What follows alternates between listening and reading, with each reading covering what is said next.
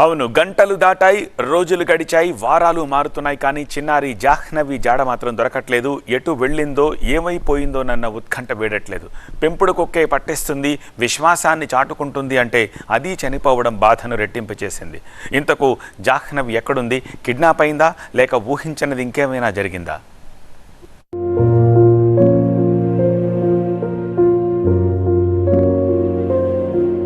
కాకినాడ, తుని, రాజమండ్రి వాసులారా చూస్తున్నారా?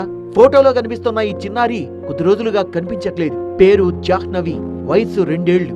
కనిపిస్తే చెప్పండి, ఈ తల్లి బాధ తీర్చి పుణ్యం కట్టుకోండి.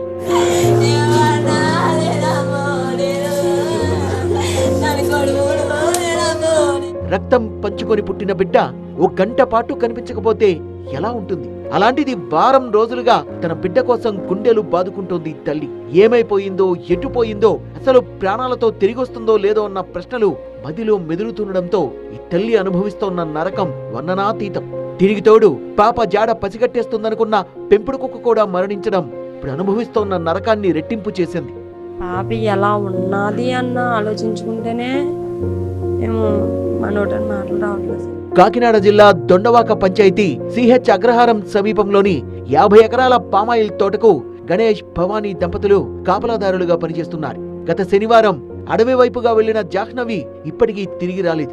దాదాపు 200 మంది పోలీస్ సిబ్బంది 500 ఎకరాల అటవీ కొండ ప్రాంతాన్ని జల్లెడబట్టినా ఎలాంటి ఫలితం లేదు. జాహ్నవి వెంట వెళ్లిన కుక్క మంగళవారం తిరిగొచ్చినా పాప మాత్రం రాలేదు. దీంతో కుక్కకు GPS ట్రాకర్ పెట్టినా ఫలితం శూన్యం.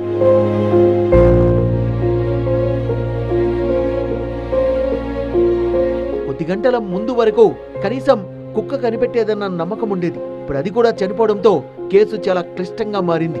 బిడ్డ కనిపించట్లేదన్న బాధలో ఉన్న ఆ తల్లిదండ్రులకు పెంపుడు కుక్క మరణం మరింత బాధలోకి నెట్టినట్టయింది. కుక్క చనిపోక ముందు కుక్కతో జాహ్నవి తల్లి మాట్లాడిన వీడియో గుండె బరువెక్కేలా చేస్తోంది.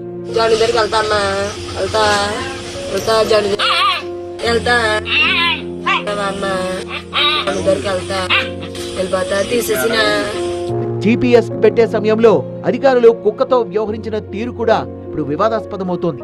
మెడకు బెల్టులు కట్టి నోట్లో ఇనుప చువ్వలు పెట్టి కొద్ది నిమిషాల పాటు తలను ఒత్తిపట్టుకోవడం వల్లే కుక్క చనిపోయిందన్న అనుమానాలు వ్యక్తమవుతున్నాయి. మరోవైపు జాహ్నవిని కిడ్నాప్ చేసిన వాళ్లే కుక్కను బలంగా కొట్టి ఉంటారని, అందుకే చనిపోయిందని భవానీ చెప్తోంది.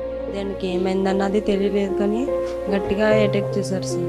అటాక్ లేకపోతే వచ్చిందారంటే మళ్ళీ ఖచ్చితంగా పాపని లాస్ట్ టైం ఎక్కడైతే వదిలేస్తుందో కుక్క ఆ ప్లేస్కి తీసుకెళ్తారు సార్.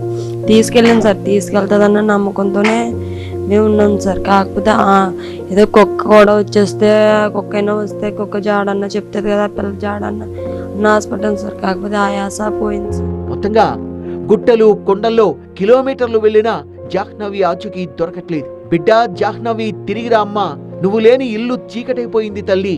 నీ ముద్దు ముద్దు మాటలు, అమ్మా అన్న నీ పిలుపులు గుండెల్ని పిండేస్తున్నాయి. నువ్వు ఏ అడవిలో, ఏ కొండల్లో భయపడుతూ ఏడుస్తున్నావో అని ఆ కన్న తల్లి గుండె ప్రతి క్షణం బిడ్డ కోసం ఎదురు చూస్తోంది.